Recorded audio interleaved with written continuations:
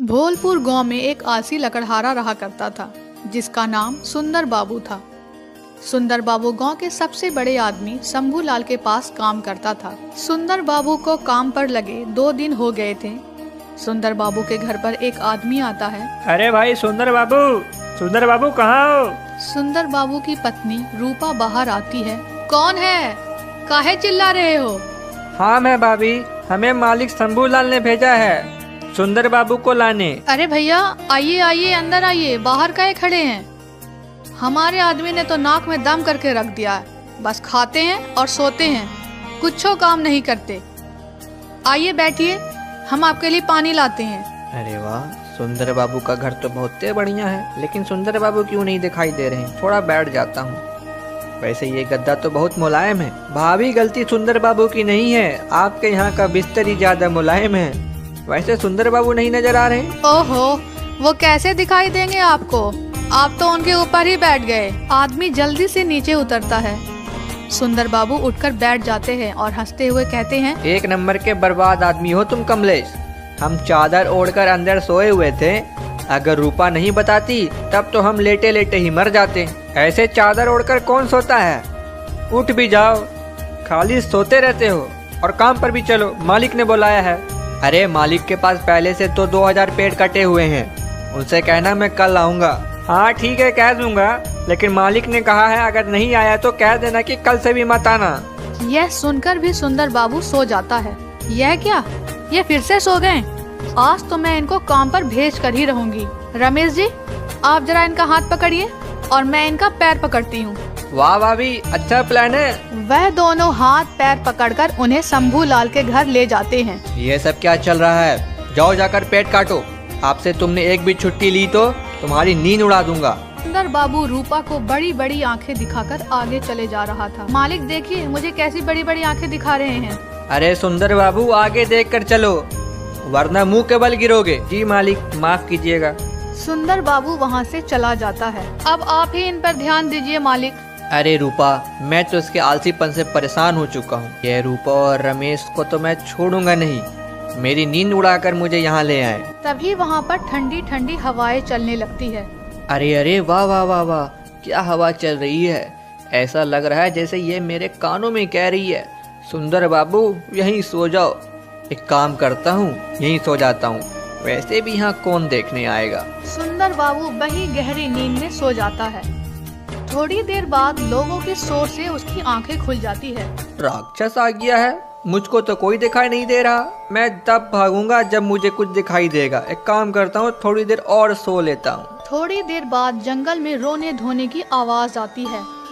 सुंदर बाबू की तभी आंख खुल जाती है। उस राक्षस ने हम सबको जेल में बंद कर दिया। अच्छा हुआ उसने उठाया नहीं, मुझे नींद में ही बंद कर दिया। अच्छा राक्षस है, कम से कम रूपा और रमेश जैसा तो नहीं निकला। लेकिन राक्षस दिखाई नहीं दे रहा, कहाँ गया? कह रहा था कि तुम सबको तेल में फ्राई करके खाऊंगा, लगता है तेल लेने गया है। अच्छा तेल लेने गया है, जब तक मैं तेल लेके आएगा एक काम करता हूँ, मैं थोड़ी देर और सो लेता हूँ। थोड़ी देर बाद वहाँ कैद सारे लोग सुंदर बाबू को नींद से जगाने की कोशिश करते हैं ताकि वह भी उन लोगों के साथ भाग सके, लेकिन बहुत कोशिशों के बावजूद भी सुंदर बाबू की आंखें नहीं खुलती और जब आंख खुलती है वह अपने आप को उल्टा लटका हुआ पाता है। ये क्या, मैं उल्टा कैसे लटका हुआ हूँ? तुझे मैंने उल्टा लटकाया है और अब मैं तुझे मार कर खा जाऊंगा। और बाकी लोग कहाँ गए? वह सब मेरे पिंजरा तोड़कर भाग गए। तू आलसी कहीं का सोया रह गया। तेरे आलसीपन की वजह से आज मेरा पेट भरेगा। वाह वाह, अच्छा है। मुझे बचाओ, मैं मरना नहीं चाहता, मुझे बचाओ। अभी वहाँ पर यमराज प्रकट हो जाते हैं और उससे कहते हैं, तू जैसा आलसी इंसान इस दुनिया में रहने के काबिल नहीं है। नहीं भगवान, अगर आज मैं मर जाऊंगा तो रूपा का क्या होगा? उसे कोई गम नहीं होगा तेरे मरने पर। हे भगवान, मुझे बचा लीजिए, मैं मरना नहीं चाहता, मुझे बचाओ। तभी वहाँ से यमराज गायब हो जाते हैं। अब तुझे मैं कच्चा चबा कर खा जाऊंगा। लेकिन यमराज, आपने तो मुझे बचाया ही नहीं, ये राक्षस मुझे कच्चा चबा कर खा जाएगा। तभी सुंदर बाबू की आंखें खुलती है और वह जोर जोर से कहता है, हो, अच्छा हुआ मैं कोई सपना देख रहा था, लेकिन कितना डरावना था। अब से वह बहुत ही लगन से काम करता है और अपने आलसीपन को भी दूर कर देता है। उसका ऐसा दृश्य देखकर मालिक भी उससे बहुत खुश हो जाते हैं और इनाम में उसे 100 आम के पेड़ दे देते हैं। अब सुंदर बाबू भी अपने छोटे से बगीचे का मालिक था। सुंदर बाबू ने अपने आलसीपन को दूर किया और अब उसकी जिंदगी ही बदल गई। सचिन बहुत ही गरीब था जो अपनी पत्नी सरला के साथ रहा करता था। एक दिन सचिन सरला से कहता है, सरला जानती हो हमारी इस बार खेती में चावल की उपज बहुत ही ज़्यादा हुई है और हमारी तीसरी सालगिरह भी आने वाली है, तो क्यों ना हम लोगों को बिरयानी की दावत दे दें। वैसे भी तुम्हारे हाथों में तो जादू है जादू। अरे सब समझती हूँ मैं, खुद को बिरयानी खाने का मन है इसलिए कोई बहाना ढूंढ रहे हो। वैसे जो मैंने कहा है उस पर क्या ख्याल है तुम्हारा। अरे मालिक का हुक्म सर आंखों पर। वैसे भी दावत के लिए कोई कारण का होना जरूरी थोड़ी है। हम अपनी सालगिरह के बारे में किसी को नहीं बताएंगे, नहीं तो सब हमारे लिए तोहफे लाएंगे। मैं नहीं चाहती कि जिसकी माली हालत खराब हो वह भी हमें तोहफे दे। सचिन और सरला आपस में बातें कर रहे थे, तभी उनकी पड़ोसन बिजली भाभी उनकी सारी बातें सुन लेती है और बिजली की रफ्तार से जाकर अपने पति राजू को बता देती है, जो कि दाल चावल खा रहा था। अरे क्या गरीबों वाले दाल चावल खा रहे हो, तुम्हें पता है सरला भाभी अपने घर पर बिरयानी की दावत देने वाली है। बिरयानी का नाम सुनते ही राजू की आंखें चमक उठती है और आंखों में सितारे घूमने लगते हैं। बिरयानी, वाह क्या बात है। और यह बोलकर वह उठकर जाने लगता है। अरे अभी कहाँ चले, अपना दाल चावल तो पूरा खाकर जाओ। कैसी बात कर रही हो बिजलिया, अपने पड़ोस में बिरयानी बनने वाली है और मैं यह दाल चावल खाकर अपना पेट भर लूं? ना जी ना, मैं तो चला। राजू बिजली की पूरी बातें बिना सुने ही सचिन के घर चला जाता है। बिजली उसे पुकारते हुए कहती है, अरे सुनो तो, दावत आज नहीं है, होने वाली है। अब राजू सचिन के घर का दरवाजा हाथ में थाली लिए खटखटाता है और सचिन सब समझ जाता है और अपना माथा पीट कर कहता है, उफ, ये बिजली भाभी भी ना, भले गांव में बिजली ना आए लेकिन ये बिजली की रफ्तार से बातें इधर उधर कर ही देती हैं। ऐसे ही दिन बीतते हैं। सचिन और सरला गांव के लोगों को दावत देकर आते हैं और गांव के कुछ लोग सरला के घर दावत के लिए मदद करने के लिए आते हैं। तभी बूढ़ी शांता काकी भी आती है और उन्हें देखकर सरला कहती है, अरे शांता काकी, आप क्यों तकलीफ कर रही हैं, हम लोग यह सारा काम कर लेंगे, आप शाम में दावत में ही आती। अरे सरला बिटिया, हम तो और पहले आ जाते, लेकिन रास्ते में इसकी गाड़ी खराब हो गई थी इसलिए लेट हो गया। तभी पीछे से अर्पित आकर कहता है, कैसी चल रही है तैयारियां? मैं जानता हूँ कि आपकी और भाई की तीसरी सालगिरह है, तभी यह सब हो रहा है। सरला चौंक कर कहती है, आपको ये सब कैसे पता? बस मैं सब जानता हूँ, आखिर सचिन मेरा जिगरी दोस्त है। वैसे भाभी सारा काम हो गया ना? सब काम हो गया, बिरयानी भी लगभग बन ही गई है। पर भाभी ये सब परोसोगी कैसे? हाँ, बिरयानी के चक्कर में मैं तो ये भूल ही गई। कोई बात नहीं, मैं सचिन के साथ पत्तल लेकर आता हूँ। अर्पित यह बोलकर सचिन को आवाज लगाकर बाजार चला जाता है और वही पेड़ की आड़ में छुपा किरोरी मल खुद से बोलता है, अरे यह गरीब चले हैं बिरयानी का दावत करने। दावत तो तब देंगे ना जब ये किरोरी दावत होने देगा। अब चक्कर चलाता हूँ और सब पत्तल बाजार से गायब करवाता हूँ। यह बोलकर किरोरी मल कॉल करके अपने आदमियों से बाजार के सारे पत्तल खरीद लेता है और अपने घर में चाय की चुस्की लेते हुए खुद से बोलता है, बड़े आए थे बिरयानी का दावत देने, मैंने सेठ होकर दावत नहीं दिया और ये भिखारी गांव वालों को दावत खिलाएंगे। अब खिलाओ बेटा बिना पत्तल के खाना। किरोरी यह बोलकर बहुत खुश होता है और वहीं अर्पित और सचिन बाजार छान मारते हैं, लेकिन उन्हें बिरयानी खिलाने के लिए पत्तल नहीं मिलते। अब क्या करे भाई, घर चले क्या? कैसी बातें कर रहे हो सचिन, बिना पत्तल के घर गया ना तो दावत कैंसिल करनी पड़ेगी। अरे नहीं, फिर तो बिरयानी बासी हो जाएगी, और देख गर्मी भी कितनी है। सचिन और अर्पित थक हार कर घर पहुंचते हैं। तभी शांता काकी कहती है, अब क्या करे मुन्ना, यही तो दुविधा हो गई है। एक काम करते हैं, सबसे कह देते हैं कि अपने घर से अपने अपने बर्तन लेकर आए। नहीं नहीं काकी, हम दावत दे रहे हैं, भीख नहीं कि सब बर्तन लेकर आए, कितना गंदा लगेगा। सब यह सोचकर परेशान थे। वही करोरीमल अपने घर पर पत्तल से घिरा खुद से बोलता है, अब क्या करोगे सचिन, बड़ा मजा आएगा जब गांव वालों के सामने तुम्हारी बेइज्जती होगी। जहां किरोरी अपनी चाल से खुश था, वहीं सचिन के घर पर लोग दावत के लिए आने लगते हैं और सरला और सचिन का चेहरा मुरझाया हुआ था। अर्पित उसकी मुस्कान वापस लाने के लिए उससे पूछता है, अरे भाभी, आपकी साड़ी तो बहुत सुंदर लग रही है, कहाँ से लाई हो? बड़ी जच रही है आप पर। ये साड़ी तो मेरी माँ ने दी है, जब वह मद्रास गई थी तब लाई थी मेरे लिए। वाह, मद्रास की साड़ी। यह बोलकर उसकी आंखों में चमक आ जाती है। भाभी, अब सभी मेहमानों को रोक कर रखो, मैं अभी आया। अरे, अब ये अर्पित कहाँ जा रहा है? कहीं बर्तन लेने तो मद्रास नहीं निकल गया? क्या बोल रही हो काकी? कुछ भी। कुछ देर में सभी मेहमान आ जाते हैं। अर्पित भी वापस आता है, लेकिन उसका कुर्ता गंदा हो चुका था और उसके हाथ में बहुत सारे बड़े पत्ते थे। अरे, मिट्टी से खेल कर आ रहा है क्या? ऐसा ही कुछ समझ लो। और यह लो, यह क्या? पत्ते? पर किस लिए? अर्पित की बात सरला समझ जाती है और उसके हाथ से पत्ते लेकर उन्हें अच्छे से धोकर उन पर बिरयानी रखती है और सभी बड़े चौसे खाते हैं। अरे वाह सरला भाभी, आपके यह पत्ता बिरयानी तो लाजवाब है। पेट भर गया लेकिन मन नहीं भरा। कैसे बनाई हो, मुझे भी सिखाना। सभी बिरयानी खा रहे थे कि सचिन का ध्यान अर्पित के घुटनों पर जाता है, जिससे खून निकल रहा था। ये क्या? तेरे घुटने से खून आ रहा है?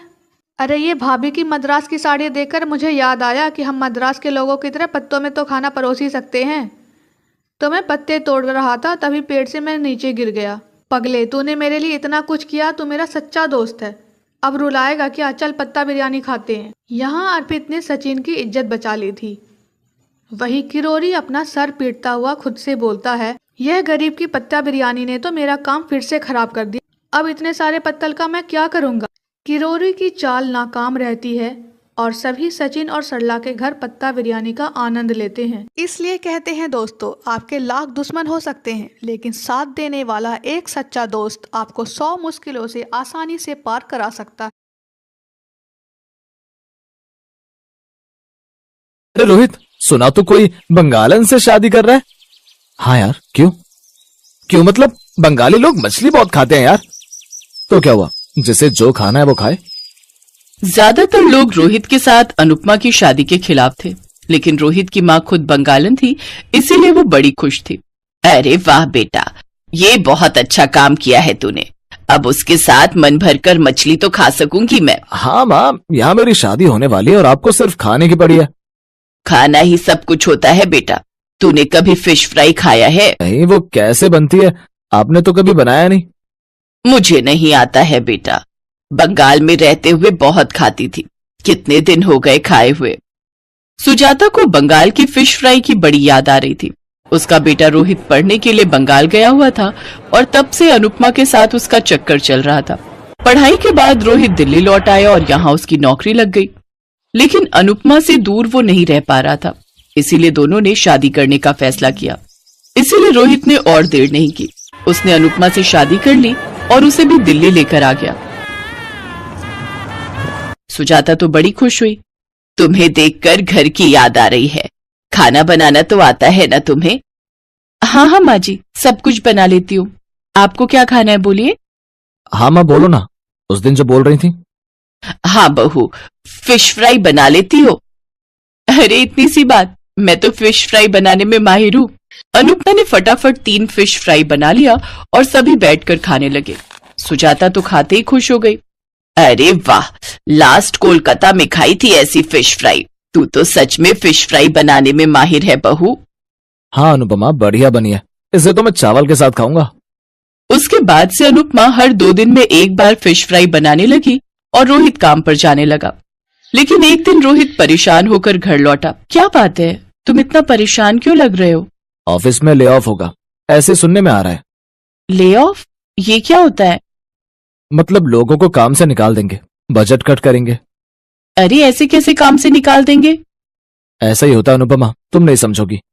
अच्छा ठीक है, तो फिर आप नई नौकरी ढूंढ लेना। इस मार्केट में नई नौकरी कहाँ मिलेगी, सभी कंपनी ले ऑफ कर रही है। ये सुनकर सुजाता भी डर गई। बेटा तेरे पापा तो अब नहीं है इस दुनिया में, कमाने वाला तू अकेला ही है इस घर में। तेरी नौकरी चली गई तो हमारा क्या होगा? पैसे कहाँ से आएंगे? मुझे तो सोचकर ही घबराहट हो रही है। घबराओ मत माँ, अभी तक नौकरी गई नहीं है, जा सकती है। मैं तो पूरी कोशिश करूंगा नौकरी बचाने की। लेकिन रोहित की कोशिश नाकामयाब रही। अगले ही दिन उसे नौकरी से निकाला गया। वो दोपहर को घर लौट आया। मेरी नौकरी चली गई है, जिसका डर था वही हुआ, अब क्या होगा? उस दिन घर में खाना नहीं बना, सभी का चेहरा उतरा हुआ था, खाने का मन नहीं था। 3-4 दिन बीत गए। रोहित ने सभी कंपनी में इंटरव्यू दे दिया, लेकिन कहीं भी उसकी नौकरी नहीं लगी। हम तो बर्बाद हो गए बहू, बड़ी मुश्किल से बेटे को पढ़ाया था, उनके जाने के बाद बहुत मुश्किल से घर चलाती थी। रोहित को जब नौकरी मिली तब सोचा कि अब घर की हालत सुधर जाएगी, लेकिन वो भी नसीब में नहीं था। ये क्या हो गया? आप चिंता मत कीजिए माँ, कुछ न कुछ तो इंतजाम हो ही जाएगा। क्या होगा अनुपमा? नौकरी के अलावा मैं और क्या करूंगा? मुझे तो और कुछ नहीं आता। देखिए, चिंता करने से कुछ नहीं होगा। पहले तो आप लोग मूड ठीक कीजिए। मूड अच्छा रहता है तो कुछ ना कुछ उपाय निकल ही जाता है। रुक जाइए, मैं आप लोगों के लिए फिश फ्राई बनाती हूँ। फिश फ्राई खाकर मूड एकदम मस्त हो जाएगा। अनुपमा ने फिश फ्राई और साथ में पीले रंग का एक चावल बनाया। ये पीले रंग का चावल कैसे बनाया? इसका नाम क्या है? इसे बसंती पुलाव कहते हैं। आप खाकर तो देखिए। रोहित ने फिश फ्राई के साथ बसंती पुलाव खाया और उसके होश उड़ गए। अरे, इन दोनों का कॉम्बिनेशन तो मस्त बैठ रहा है। मीठे मीठे पीले बसंती पुलाव के साथ क्रिस्पी फिश फ्राई। इन दोनों का कॉम्बिनेशन तो 200 रुपए प्रति प्लेट बिकेगा। अरे, ये तो मैंने सोचा भी नहीं। मैं ऑफिस के बाहर ये बेच सकती हूँ। मतलब मैं फिश फ्राई चावल बेच सकती हूँ। ऑफिस के बाहर लोग खाने के लिए आते हैं ना। अरे खूब बात है। एक आदमी राजमा चावल बेचता है, उसकी कमाई तो हमारी सैलरी से ज्यादा है। अरे हाँ, तुम भी तो ये बेचकर बहुत पैसे कमा सकती हो अनुपमा। रोहित की जितनी भी सेविंग्स थी उसने वो सब ठेला खरीदने में लगा दिया। अगले दिन अनुपमा ने ऑफिस के बाहर ठेला लगा दिया। आइए आइए, फिश फ्राई चावल खाइए। ऑफिस में जो काम करते थे वो खाना खाने के लिए बाहर निकलते थे। वो लोग ठेले पर आने लगे। फिश फ्राई चावल, ये कुछ नया लग रहा है, एक प्लेट दीजिए। अरे यार, ये तो मस्त है। वही राजमा चावल छोले चावल खा खाकर पक गई थी। कुछ ही दिन में ठेले पर भीड़ जमने लगी। आसपास बहुत सारे ऑफिस थे। धीरे धीरे वहां से भी लोग फिश फ्राई चावल खाने के लिए ठेले पर आने लगे और अनुपमा महीने के लाखों रुपए कमाने लगी। तुम तो मेरी सैलरी से बहुत ज्यादा कमा रही हो अनुपमा। अब से मैं भी तुम्हें मदद करने के लिए आऊंगा। रोहित ने नौकरी की कोशिश छोड़ दी और वो भी फिश फ्राई चावल बेचने लग गया। धीरे धीरे उनकी कमाई और ज्यादा होने लगी। अब उन्होंने उसी जगह पर जमीन लेकर एक ढाबा खोल दिया, जिसका नाम उन्होंने गरीब का फिश फ्राई चावल ढाबा रखा। उस ढाबे पर अब ऑफिस कर्मचारियों के साथ साथ और भी लोग गाड़ियां रोककर खाना खाने आने लगे और वो सब खुशी खुशी रहने लगे। कंचन की जेठानी ममता बहुत चालाक थी। शुरू से ही उसने सोच लिया था कि वो अपनी देवरानी को कभी भी अपने से आगे नहीं बढ़ने देगी। कंचन उसे वैसी ही सीधी सादी देवरानी मिल गई। कंचन की शादी को कुछ ही दिन बीते थे। एक दिन घर में रिश्तेदारी की कुछ खास औरतें आने वाली थी। तभी ममता अपनी सास से बोली, माँ जी, ये तो आप ना मेरे साथ नाइंसाफी कर रहे हो। क्या हुआ? कौन सी नाइंसाफी कर दी मैंने? माँ जी, जब मैं शादी होकर आई थी तो आपने चीनी छुपा दी थी और बोला कि बिना चीनी डाले मीठी चाय बनाकर दिखाओ। तब मैंने गुड़ की चाय बनाकर दिखाई थी, पर आप कंचन की कोई भी परीक्षा नहीं ले रहे हो। अच्छा, तो ये बात है। ठीक है, हम कंचन की भी परीक्षा ले लेते हैं। फिर तो तुम नहीं कहोगी ना। पर कंचन से करवाएं क्या? बिना घी के पराठे। आप कंचन को बोलो कि आज जो मेहमान आ रहे हैं वो उनके लिए बिना घी के मुलायम पराठे बनाए। पराठे बिना घी के तो सूख जाएंगे। यही तो मैं चाहती हूँ कि पराठे सूखे और कंचन परीक्षा में फेल हो जाए। क्या हुआ? क्या सोच रही हो? बिना घी के पराठे ही बनाने हैं ना, या कुछ और? हाँ, वही बनवाने हैं। आप कंचन को बुलाकर बोल दो। कंचन की सास उमा ने उसे अपने पास बुलाया और बोली, बहू, जो भी मेहमान आ रहे हैं सबके लिए पराठे बनाने हैं। जी माँ जी, मैं बना लूंगी। घी कहाँ रखा है मुझे बता दीजिए। पराठों में घी नहीं लगाना, बिना घी के पराठे बनाने हैं। मुलायम बनाना, पराठे मुलायम होने चाहिए। माँ जी, बड़ी मौसी जी के तो दांत ही नहीं है, नकली दांत हैं। वो तो वैसे भी मुलायम पराठा खाती हैं। हाँ, दांत तो बड़ी मौसी जी के साथ साथ जेठानी जी के भी खराब हैं। कई बार बोलती है कि सख्त चीज नहीं खानी। कंचन बहू, इस बात का ख्याल रखना, पराठे सूखने नहीं चाहिए। जी, मैं इस बात का ख्याल रखूंगी। कंचन रसोई में पराठे बनाने के लिए चली जाती है और ममता मन ही मन हंसने लगती है। अब आएगा मजा जब पराठे लकड़ी की तरह सूखे होंगे और यही माँ जी को पता चलेगा कि उनकी बड़ी बहू ज्यादा समझदार और बेहतर है, छोटी बहू बेकार है। कंचन सोच में पड़ गई कि बिना घी लगे पराठे मुलायम कैसे बने जो खाने में भी स्वादिष्ट हो। कंचन अपना मोबाइल फोन इधर उधर ढूंढने लगी, पर उसका मोबाइल फोन कहीं नहीं दिख रहा था। उसने सोचा कि क्यों ना मम्मी को फोन पर कोई तरीका पूछ ले, या फिर फोन में कोई तरीका मिल जाए जिससे बिना घी के पराठे स्वादिष्ट और मुलायम बनते हो। पता नहीं मैंने अपना मोबाइल फोन कहाँ रख दिया, नहीं तो मैं मम्मी से पूछ लेती या फिर फोन में सर्च कर लेती, कोई तरीका मिल जाता। अब क्या करूं? तभी ममता आ जाती है। देवरानी जी, आपका मोबाइल फोन मेरे पास है। माँ जी ने बोला है कि जब तक आप पराठे नहीं बना लेते तब तक मोबाइल मेरे पास रहेगा। भाभी बस 1 सेकंड के लिए मैं फोन में सर्च कर लूं कि बिना घी के पराठे मुलायम कैसे बन सकते हैं। नहीं, बिल्कुल नहीं, फोन में देखकर कुछ नहीं करना। माँ जी ने तुम्हें जो काम बोला है उसे खुद करो, नहीं तो वो गुस्सा करेंगी। ममता भाभी, आपको ऐसा तरीका पता है जिससे पराठे घी लगाए बिना मुलायम और टेस्टी बन जाए? नहीं, मुझे कोई तरीका नहीं पता, और अगर पता भी होता तो मैं तुम्हें क्यों बताती? मैं तुम्हारे नंबर थोड़ी बढ़ने दूंगी। मतलब कि काम तुम्हें दिया गया है और बताकर मैं तुम्हारे नंबर बढ़ा दूं।